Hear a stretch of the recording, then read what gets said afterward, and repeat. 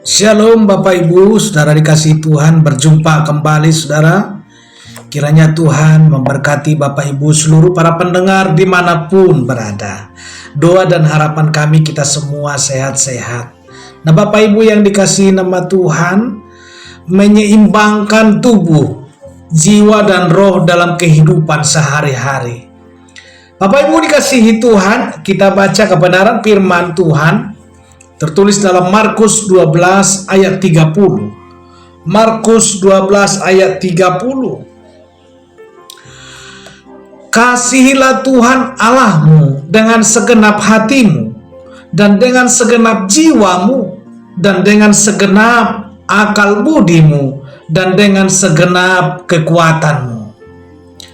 Sebagai manusia yang diciptakan segambar dengan Allah, kita terdiri dari roh, jiwa, dan tubuh. Banyak orang Kristen hari ini terjebak dalam kehidupan yang tidak seimbang. Ada yang terlalu fokus pada hal-hal rohani, namun mengabaikan kesehatan tubuh dan kestabilan emosi. Atau sebaliknya, terlalu mengejar kenyamanan tubuh dan emosi, namun melupakan hubungan dengan Tuhan. Padahal firman Tuhan memanggil kita untuk mengasihi tubuh dengan seluruh keberadaan kita. Kursi berkaki tiga, saudara. Bayangkan hidup kita seperti kursi berkaki tiga. Kaki pertama adalah tubuh, kaki kedua adalah jiwa, pikiran, perasaan, dan kehendak, dan kaki ketiga adalah roh. Jika salah satu kaki pendek atau patah, kursi akan goyah, bahkan bisa jatuh. Begitu pula hidup kita, kalau hanya satu bagian yang dikuatkan, kita tidak akan bisa berdiri kokoh dalam menghadapi hidup. Pola ketidakseimbangan dalam Alkitab. Dalam sejarah Alkitab banyak tokoh yang mengalami ketidakseimbangan ini. Elia misalnya adalah nabi yang sangat kuat secara rohani, tetapi di saat kelelahan fisik dan tekanan emosional, dia sangat ingin mati. Dalam 1 Raja-Raja ayat 19, Tuhan tidak menegurnya saat itu, melainkan memberinya makanan dan waktu untuk istirahat. Ini adalah contoh bagaimana Tuhan peduli pada seluruh aspek manusia. Bait Roh Kudus yang perlu dirawat. Tubuh kita bukan hanya kendaraan bagi jiwa dan roh, tetapi juga bait Roh Kudus. 1 Korintus 6 ayat 19-20. Banyak orang rohani melayani Tuhan luar biasa, tetapi mengalami kelelahan fisik yang mengarah pada kehancuran mental dan rohani. Makan sehat tidak cukup, dan olahraga bukan hanya tindakan duniawi. Itu adalah bentuk ketaatan dan penghormatan kepada Tuhan. Jiwa adalah pusat identitas dan relasi. Jiwa kita adalah tempat tinggal pikiran, tempat tinggal perasaan dan kehendak. Jika jiwa tidak dirawat, misalnya dengan mengelola stres, belajar mengampuni, dan membangun relasi yang sehat, maka hidup akan terasa hampa walaupun pelayanan rohani tetap berjalan. Raja Daud pun dalam Mazmur sering mencurahkan isi jiwanya kepada Tuhan dan menunjukkan bahwa kesehatan jiwa penting dan sah untuk dibawa ke dalam doa.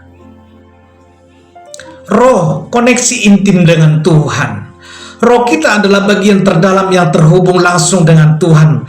Melalui roh, kita bisa mendengar suaranya, merasakan kehadirannya, dan dituntun dalam kebenaran. Namun, jika roh kita kering, karena jarang membaca firman, jarang berdoa, atau jarang bersekutu, maka tubuh dan jiwa pun akan kehilangan arah. Roh harus menjadi pemimpin dari seluruh keberadaan kita, saudara. Cara menyeimbangkan tubuh, roh, dan jiwa. Hidup seimbang bukan soal membagi waktu secara rata, tetapi soal memberi ruang yang layak bagi masing-masing bagian. Luangkan waktu setiap hari untuk roh, saat teduh, doa pribadi, dan meditasi Alkitab. Dan untuk jiwa, refleksi, jurnal, konseling jika perlu. Dan untuk tubuh, makan bergizi, olahraga, dan istirahat. Yesus sendiri memberi contoh. Dia berdoa semalaman, yaitu rohnya, menangis bersama sahabatnya, yaitu jiwa, dan juga makan serta beristirahat, yaitu tubuh. Nah, Bapak Ibu dikasihi Tuhan, peran gereja dalam komunitas.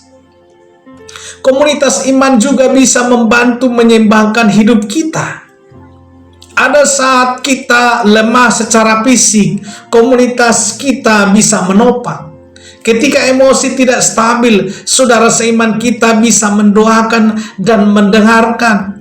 Dan ketika rohani sedang kering, komunitas kita itu bisa membangkitkan semangat kita untuk kembali kepada Tuhan. Hidup seimbang tidak bisa dijalani dengan sendirian. Bahaya jika salah satu tidak dijaga, saudara. Jika tubuh diabaikan, penyakit bisa mengganggu pelayanan.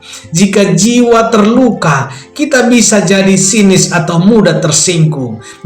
Jika roh kering, kita kehilangan arah dan kekuatan rohani.